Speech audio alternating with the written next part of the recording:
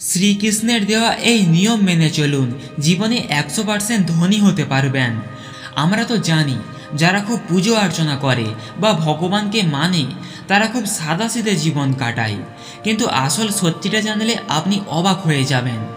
ভগবান শ্রীকৃষ্ণ কিন্তু কোনোদিন বলেনি যে আপনাকে গরিব হয়ে থাকতে হবে, বরং তিনি অর্জুনকে কুরুক্ষেত্রের যুদ্ধে জয়ী করে পুরো পৃথিবীর শাসনভার অর্জুনের হাতে তুলে দিয়েছিলেন। আজ আমরা কোনো জটিল শাস্ত্রের কথা বলবো না, আজ আমরা কথা বলবো আপনার টাকা পয়সার অভাব নিয়ে, আপনার জীবন আর আপনার মান সম্মান নিয়ে। আমরা আজ জানবো কেন হাড় ভাঙা খাটুনি খেটেও অনেকে সারা জীবন অভাবী থেকে যায়, আর কেন কিছু মানুষ অল্প পরিশ্রমেই মা লক্ষ্মীর আশীর্বাদ পায়। ভিডিওটা একদম শেষ পর্যন্ত দেখবেন, কারণ শেষে এমন একটা কথা আমি আপনাদের বলবো যা আপনার পুরো চিন্তাধারা পাল্টে দেবে। তার আগে আপনি যদি চ্যানেলে নতুন হয়ে থাকেন তাহলে অবশ্যই ভিডিওটিতে লাইক দিয়ে চ্যানেলটি সাবস্ক্রাইব করে রাখুন, কারণ এই চ্যানেলে ঠাকুর দেবতা নিয়ে প্রতিদিন ভিডিও ছাড়া হয়। তো চলুন আজকের ভিডিও শুরু করা যাক।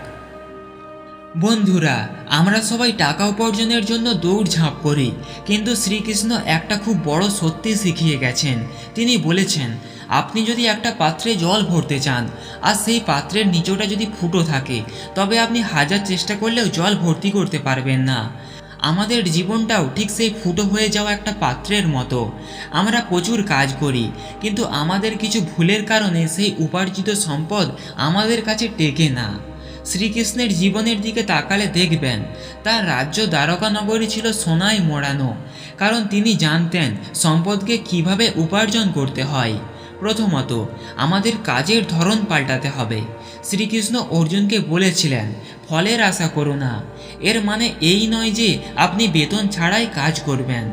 এর মানে হলো, যখন আপনি কাজ করছেন তখন আপনার মাথায় যেন কেবল টাকার চিন্তা না থাকে, আপনার মাথায় থাকবে আপনার কাজের কোয়ালিটি বা কাজের গুণগত মান। আপনি যদি একটা দোকানে কাজ করেন বা নিজের ব্যবসা চালান আর সারাক্ষণ ভাবেন কিভাবে কাস্টমারকে ঠকিয়ে বেশি লাভ করব, তবে জানবেন আপনার পতন নিশ্চিত।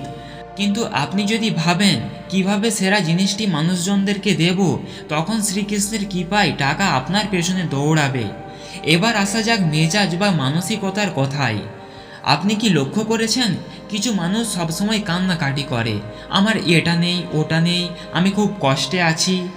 এই যে অভাবের কথা বারবার বলা, এটা হলো দরিদ্রকে আমন্ত্রণ জানানো। শ্রীকৃষ্ণ আমাদের শিখিয়েছেন সন্তুষ্ট থাকতে। এর মানে এই নয় যে আপনি আরও উন্নতির চেষ্টা করবেন না। এর মানে হলো আপনার কাছে আজ যা আছে তার জন্য ঈশ্বরের কাছে কৃতজ্ঞ থাকুন। আপনি যখন মন থেকে খুশি থাকবেন, তখন আপনার আশেপাশে একটা পজিটিভ শক্তি তৈরি হবে। আর মা লক্ষ্মী সবসময় সেখানেই থাকেন যেখানে আনন্দ আর শান্তি থাকে। যেখানে সারাদিন ঝগড়া, অশান্তি আর অভিযোগ থাকে, সেখান থেকে সম্পদ বিদায় নেয়। অনেকেই বলেন, আমি তো সৎ পথে চলি, তবুও কেন আমার উন্নতি হচ্ছে না। এখানে একটা খুব বড় গোপনীয়তা আছে। অনেক সময় আমরা খুব তাড়াতাড়ি হাল ছেড়ে দিই। মনে রাখবেন, একটা চারাগাছ রোপণ করলেই তাতে ফল আসে না, তাকে নিয়মিত জল দিতে হয়, যত্ন নিতে হয়। আপনার কর্ম হলো সেই জল দেওয়া। আপনি যদি সৎ থেকে পরিশ্রম করেন, তবে ভগবান আপনার প্রাপ্য মিটিয়ে দেবেন। শ্রীকৃষ্ণ বলেন, অন্যায় বলে কিছু নেই, তিনি সবাইকে তার কর্মের ফল দেন। আপনার যদি মনে হয় আপনি যোগ্য হয়েও তা পাচ্ছেন না, তবে বুঝবেন ভগবান আপনার জন্য বড় কোনো ভাণ্ডার জমিয়ে রেখেছেন, কেবল আপনার ধৈর্যের পরীক্ষা নিচ্ছেন। আর একটি খুব দরকারি কথা হলো সম্পদ ধরে রাখা। আমরা কি করি, একটু টাকা হলেই সেটা অপ্রয়োজনীয় বিলাসিতায় উড়িয়ে দিই। শ্রীকৃষ্ণ শিখিয়েছেন আত্মসংযম, অর্থাৎ নিজের ওপর নিয়ন্ত্রণ। যার নিজের জীব আর নিজের ইচ্ছার উপর নিয়ন্ত্রণ নেই, সে কোনোদিন ধনী হতে পারে না। আপনি যদি লক্ষ্যহীনভাবে খরচ করেন, তবে আপনি আসলে মা লক্ষ্মীকে অপমান করছেন। টাকা হলো শক্তির একটা রূপ, তাকে সম্মান করতে শিখুন। অপ্রয়োজনীয় জিনিস কেনা বন্ধ করে সেই টাকা আপনি যদি মানুষের উপকারে বা সঠিক বিনিয়োগে লাগান, তবে দেখবেন আপনার সম্পদ বৃদ্ধি পাচ্ছে। শ্রীকৃষ্ণের প্রিয় বন্ধু সুদামার কথা ভাবুন তো। সুদামা কিন্তু কিছু চাইতে যাননি, তিনি গিয়েছিলেন ভালোবাসা নিয়ে। আমরা যখন ঈশ্বরের কাছে কেবল চাই আর চাই, তখন আমরা নিজেদের ভিখারি হিসেবে প্রমাণ করি। কিন্তু যখন আমরা বলি, হে কৃষ্ণ, তুমি যা দিয়েছো তাতেই আমি খুশি, এখন আমাকে শক্তি দাও যেন আমি আরও কাজ করতে পারি, তখন ভগবান খুশি হয়ে আমাদের থলি ভরে সম্পদ দেন। আমাদের জীবনে আরও একটি বড় বাধা হলো হিংসা। পাশের বাড়ির লোক গাড়ি কিনেছে বলে আপনার মনে যদি জ্বালা হয়, তবে জানবেন আপনি আপনার নিজের উন্নতির দরজা বন্ধ করে দিলেন। শ্রীকৃষ্ণ শিখিয়েছেন সবাইকে ভালোবাসতে। অন্যের সুখে যখন আপনি আনন্দ পাবেন, তখন মহাবিশ্ব বুঝবে যে আপনি সেই সুখের যোগ্য। এই মানসিকতা যেদিন আপনার তৈরি হবে, সেদিন থেকে আপনার জীবনে ঐশ্বর্য আসা শুরু হবে। অনেকেই আমাকে জিজ্ঞাসা করেন, সফল হওয়ার সহজ উপায় কি? আমি বলবো সততা। আপনি যদি আপনার মালিকের সাথে, আপনার খদ্দেরের সাথে বা আপনার পরিবারের সাথে সৎ থাকেন, তবে স্বয়ং শ্রীকৃষ্ণ আপনার হয়েই লড়াই করবেন। শ্রীকৃষ্ণ কুরুক্ষেত্রের যুদ্ধে অর্জুনের সারথি হয়েছিলেন, কারণ অর্জুন ধর্মের পথে ছিলেন। আপনি যদি আপনার পেশায় সৎ থাকেন, তবে ভগবান আপনার জীবনে সারথি থাকবেন। আর যার জীবনে স্বয়ং কৃষ্ণ থাকেন, তাকে হারানোর ক্ষমতা বা তাকে গরিব রাখার ক্ষমতা এই দুনিয়ায় কারো নেই।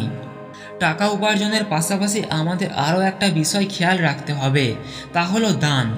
আপনি হয়তো ভাবছেন, আমার নিজেরই কুলিয়ে উঠছে না, আমি আবার দান করব কি? দান মানে কেবল অনেক টাকা দিয়ে দান করা নয়। কাউকে একটু সাহায্য করা, কোনো ক্ষুধার্তকে অন্ন দেওয়া বা ভালো পরামর্শ দেওয়াও এক ধরনের দান। শ্রীকৃষ্ণের মতে আপনি যা দেবেন, প্রকৃতি আপনাকে তার 10 গুণে ফিরিয়ে দেবে। এটা অনেকটা চাষ করার মতো। আপনি যদি কয়েকটা দানা জমিতে বোনেন, তবেই আপনি কয়েক বস্তা ধান পাবেন। আপনি যদি কিছু না বোনেন, তবে কিছুই পাবেন না। তাই কৃপণতা ছেড়ে উদার হতে শিখুন। ভিডিও শুরুতে আমি বলেছিলাম এক বিশেষ টুইস্টের কথা। আমরা সবাই টাকা খুঁজি, আমরা সবাই চাই মা লক্ষ্মী আমাদের ঘরে আসুক, কিন্তু আমরা একটা মস্ত বড় ভুল করি। আমরা মা লক্ষ্মীকে ডাকি, কিন্তু তার স্বামী শ্রী নারায়ণ বা শ্রীকৃষ্ণকে ভুলে যাই। আসল রহস্যটা এখানেই। মা লক্ষ্মী হলেন চঞ্চলা, তিনি এক জায়গায় বেশিক্ষণ থাকেন না। কিন্তু মা লক্ষ্মী পবিত্রতাও বটে, তিনি সেখানেই থাকেন যেখানে তার স্বামী থাকেন। আপনি যদি কেবল টাকার পেছনে ছোটেন, তবে মা লক্ষ্মী আপনার থেকে দূরে দূরে থাকবেন। কিন্তু আপনি যদি আপনার জীবনে শ্রীকৃষ্ণের আদর্শ নিয়ে আসেন, অর্থাৎ সত্য, প্রেম, ধর্ম আর সঠিক কর্ম, তবে মা লক্ষ্মী আপনাকে খুঁজতে খুঁজতে আপনার ঘরে চলে আসবেন। কারণ যেখানে নারায়ণ আছেন, সেখানে মা লক্ষ্মী বাধ্য হয়ে থাকবেন। তাই আজকের পর থেকে বড়লোক হওয়ার জন্য দুশ্চিন্তা করা ছেড়ে দিন। শুধু নিজের কাজটা মন দিয়ে করুন, মানুষের ক্ষতি করবেন না। আর মনে মনে বিশ্বাস রাখুন যে আপনার সাথে স্বয়ং কৃষ্ণ আছেন। যখন আপনার ভেতরে এই শান্তি আর শক্তি আসবে, আপনি দেখবেন আপনার চারপাশটা ধীরে ধীরে বদলে যাচ্ছে। আপনি কেবল টাকাতেই ধনী হবেন না, আপনি মনের দিক থেকেও পৃথিবীর সবচেয়ে সুখী মানুষ হয়ে উঠবেন। শেষে শুধু একটা কথাই বলবো, দারিদ্র আপনার কপালে লেখা নেই, দারিদ্র আছে আপনার অভ্যাস আর চিন্তায়। আজই সেই চিন্তা বদলে ফেলুন। শ্রীকৃষ্ণের এই সহজ নিয়মগুলি মেনে দেখুন, 1 মাসের মধ্যে আপনি নিজের জীবনে পরিবর্তন দেখতে পাবেন। কাজকে ভালোবেসে করুন, মানুষের সেবা করুন, আর ফল ভগবানের ওপর ছেড়ে দিন। দেখবেন আপনার জীবন হবে রাজার মতো। আজকের এই আলোচনা যদি আপনার মনে সামান্যতম প্রভাব ফেলে থাকে, তবে নিজেকে ধন্য মনে করবে। কমেন্ট বক্সে একবার অবশ্যই লিখবেন জয় শ্রীকৃষ্ণ। ভিডিওটি ভালো লাগলে সবার সাথে শেয়ার করুন, কারণ জ্ঞান ভাগ করলে কমে না, বরং বাড়ে। দেখা হবে পরের ভিডিওতে। সবাই ভালো থাকবেন, সুস্থ থাকবেন। জয় শ্রীকৃষ্ণ।